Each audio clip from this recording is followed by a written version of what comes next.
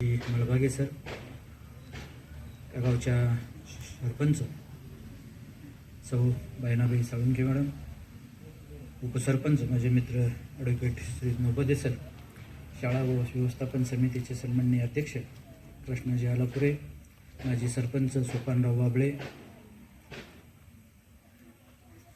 आमचे ग्रामपंचायतचे अधिकारी श्रीयुत शरद पाटील सर, तंटामुक्तीचे अध्यक्ष निवृत्ती येचाळे, शालेय व्यवस्थापन समितीचे सन्माननीय सदस्य दीपकजी नोबदे, रमाकांत शिंदे, या शाळेचे मुख्याध्यापक श्री बेलेवाड सर, आमच्या शाळेतील शिक्षिका उमाटे मॅडम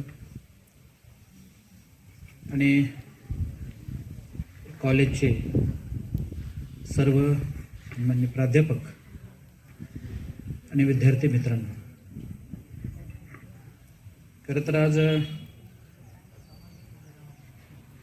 हा कार्यक्रम शिवणखेड येथे सलग तिसऱ्या वर्षी घेतला जातो आहे.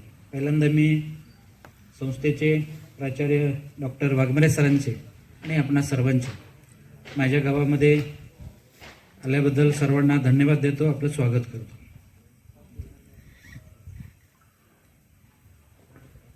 हे शिबिर म्हटलं की कॉलेजचे दिवस आठवतात. खरं तर आयुष्यामध्ये शिक्षण घेत असताना वसतिगृहामध्ये राहावं, खूप अनुभव येतात. विद्यार्थी खूप काही शिकून जातात. राष्ट्रीय सेवा योजनेच्या शिबिरामध्ये मनातून सहभाग घ्यावा, आपला सहभाग पूर्ण नोंदवावा, इथंही खूप अनुभव येतात. आणि एक असं स्टेज व्यासपीठ मिळतं, आपल्या सगळ्याच कलागुणांना वाव या ठिकाणी मिळतो. हसता येतं, खेळता येतं, बागडता येतं, मनातलं व्यक्त होता येतं.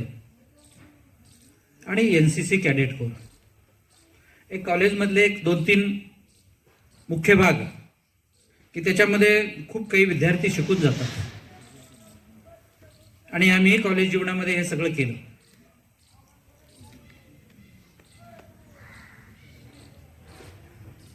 या शिबिरामध्ये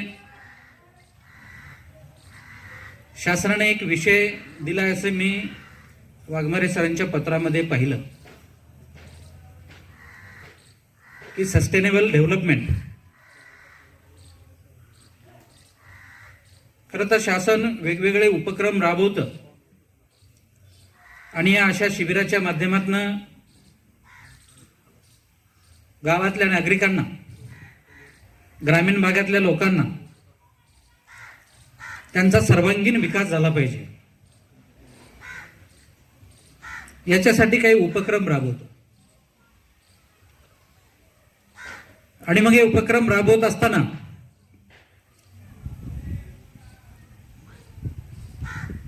जी नैसर्गिक साधन संपत्ती आहे, त्या नैसर्गिक साधन संपत्तीला कसल्याही प्रकारची हानी न पोहोचता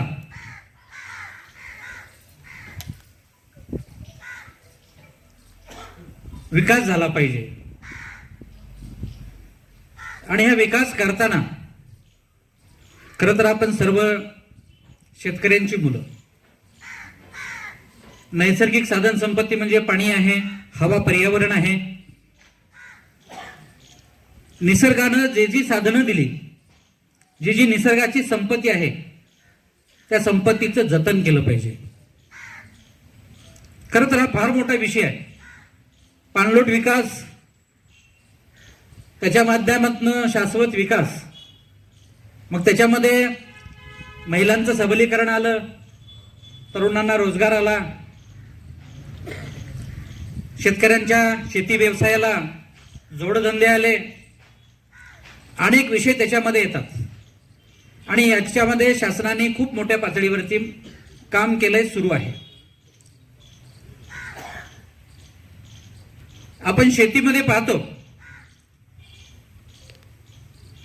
आता हरभरा गहू निघाला की आपण शेतीची मशागत करतो.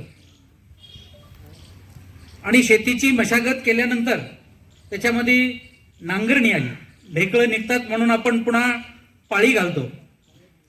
आता रोटर, पंजी या सगळ्या गोष्टी शेतीमध्ये आल्यात. आणि जमीन सुपीक करतो, मऊ करतो. बघत बघत जून जवळ येतो. जूनचा धो पाऊस पडतो आणि जमिनीमध्ये पाऊस पडल्यानंतर तो पाऊस जमिनीतली माती घेऊन शेताच्या बाहेर निघून जातो. म्हणजे आपण खत घालतो, माती भुसभुशीत करतो आणि पाऊस पडला की येणारा प्रत्येक पाऊस जूनचा आपल्या शेतातली माती घेऊन बाहेर जातो. म्हणजे शेतीतला सुपीकपणा कमी होतो. शेतीला बांध राहिलेले नाही, जमीन सपाट झाली. जुन्या काळामध्ये खूप मोठे मोठे बांध जमिनीला असायचे आणि सपाट जमीन झाल्यामुळं पाणी शेतातलं बाहेर गेलं, शेतीतलं माती शेतीतली घेऊन गेलं. आणि आपण तळ्यामध्ये पाहतो 2013 साली 4 ते 5 वर्ष तळ्यातली माती सरत नव्हती. तुमच्या नळेगावच्या तळ्यामध्ये पाहिलं की नाही टिप्पर, किती टिप्पर चालू होते मागच्या 2-4 वर्षाच्या काळात, गेल्या वर्षी चालू. ही माती कुठून आली? ही शेतातली आपल्या माती वाहून गेली पाण्यासोबत. आणि पाणलोटाचा विषय तुम्हाला शासनाने दिलाय म्हणून हा थोडासा विषय मी सांगतो. प्रत्येकाच्या शेतीला बांध घालणे आणि शेतात पावसाचं पडलेलं पाणी आपल्या शेतामध्ये मुरवणे. आपल्या शेतामध्ये नव्हे, ज्या तुकड्यामध्ये 1 एकरचं 2 एकरचा एक तुकडा असतो आपला, त्या तुकड्यामध्ये पडलेलं पाणी तिथंच मुरवणे आणि जमिनीची पातळी वाढवणे. तेच पाणी उन्हाळ्यामध्ये पिण्यासाठी शेतीसाठी वापरणे. हे नियोजन आहे शासनाचं. त्या दृष्टीनं शेतकरी ग्रामीण भागामध्ये आपण पाहतो फारशी माहिती नाही. पाणी अडवा, पाणी जिरवा एक शासनाची योजना आहे म्हणून त्याच्याकडे बघितलं जातं.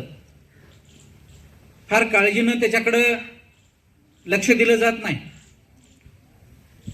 आणि म्हणून शेतीचा व्यवसाय असेल, शेतकरी फार मोठ्या प्रमाणामध्ये आज चिंतेत आहे. आपण सगळे शेतकरी कुटुंबातले विद्यार्थी असल्यामुळं मी आपल्याला सांगतो की पाणलोटाचा विषय नीटसा समजून घ्या. आता इथं शिबिराला आलाय, सगळ्याच गोष्टी इथं आता व्यायामाचा विषय, आरोग्याचा विषय सांगितला सरांनी. खरं तर या वयामध्ये सगळी 11वी पासून ते ग्रॅज्युएशन पर्यंतचे विद्यार्थी ना तुम्ही सगळे, आता या वयामध्ये कसं चेहऱ्यावरती तेज दिसलं पाहिजे सर्वांच्या. आता सरांनी सांगितले की मोबाईलमध्ये सगळे विद्यार्थी परेशान होऊन गेले. एकदा सवय लागली की तासन तास त्या मोबाईलमध्येच आपण गुंतून पडतो.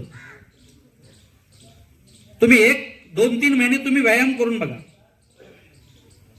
दररोज सकाळी लवकर उठून योगासन, प्राणायाम, 2 किलोमीटर धावणे, चांगला आहार. चांगला आहार म्हणजे काय? तुम्हाला 1-2 उदाहरणं सांगतो. आपल्या घरी सोयाबीन पिकतं, आपल्या शेतामध्ये मूग पिकतो. मुगाची उसळ, मूग भिजू घालून सकाळी जर त्याला मोड आलेले मूग जर आपण खाल्ले तर तुम्ही कुणीही डॉक्टरला विचारा, काजू बदामापेक्षा सुद्धा पोषक आहेत शरीरासाठी, शिक्षण घेणाऱ्या विद्यार्थ्यांच्या बुद्धीसाठी. सोयाबीन पावडर आहे प्रोटीनसाठी मेडिकलमध्ये. आपल्या शरीरातलं विटॅमिन कमी झालं की डॉक्टर आपल्याला सोयाबीन पावडरचा डबा देतात. अरे मग घरी आहे ना सोयाबीन आपल्या, आईला सांगा प्रत्येक दळणामध्ये मुठभर सोयाबीन टाका. गव्हाचं असेल, ज्वारीचं असेल, आणि त्याच्यातनं काही विटॅमिन घ्या. लिंबू आहे आपलं, लिंबू. संत्रा, मोसंबी माहित आहे, तो महाग आहे, फळ आहे. लिंबू आपल्या दारामध्ये झाड असतं अनेकांच्या, नसलं तरी कमी पैशाचा लिंबू आहे. किती पैशाला? 5 रुपयाला एक मिळतो. त्याच्यामध्ये सी विटॅमिन आहे. ते गरीबाचा संत्रीच आहे तो. आणि काय देतं ते लिंबू? ऊर्जा देतं, आपल्याला फ्रेश करतं. हा सुद्धा एक आरोग्याच्या शिक्षणाचा भाग आहे.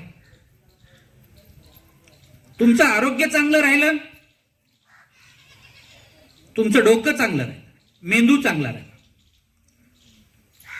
मेंदूला आहार आणि प्राणायाम. सकाळी सकाळी उठल्यानंतर एक 5 मिनिट 10 मिनिट त्याच्यासाठी द्या. लांब श्वास घ्या. याच नाकानी घ्या, याच नाकानी सोडा. दुसऱ्यांदा या नाकानी घ्या, या नाकानी सोडा. त्यात तुम्हाला माहिती आहे, तुम्ही पाहताय त्याच्यावरती, युट्यूबवरती पहा. आणि कसं फ्रेश वाटतं पहा. वाचलेलं ध्यानात राहतं. आपण म्हणतो की आता याचं वय झालंय, आता काही सुधारायचं काही चान्सेस नाहीत. कशासाठी म्हणतो? जोपर्यंत मुलांचा लहान वयातला मेंदू, त्या मेंदूची ग्रहण करण्याची शक्ती जबरदस्त असते.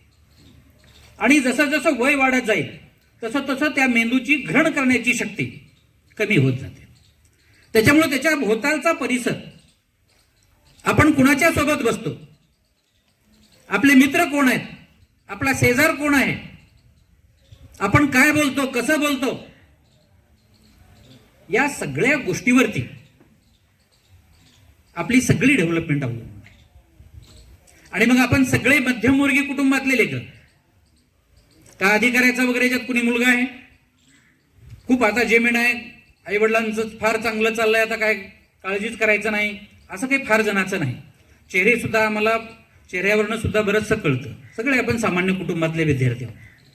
आणि म्हणून आपल्याला सांगतो, शिक्षणाशिवाय आपल्याला दुसरा पर्याय नाही. तुम्हाला शिक्षणच तुमचं भविष्य घडवू शकतं. आणि जर आपण शिक्षण नाही घेतलं तर उभं आयुष्य, आता चौकात पाहतो आपण, चौकात प्रत्येक गावातल्या अनेक मुलं बसलेली असतात, तरुण मुलं, तुमच्या वयातली सुद्धा. जातानाही तिथंच बसलेला असतो, फिरवून 2-4 तासांनी परत आलं तरी तो तिथंच बसलेला असतो. कसं काय? सहज.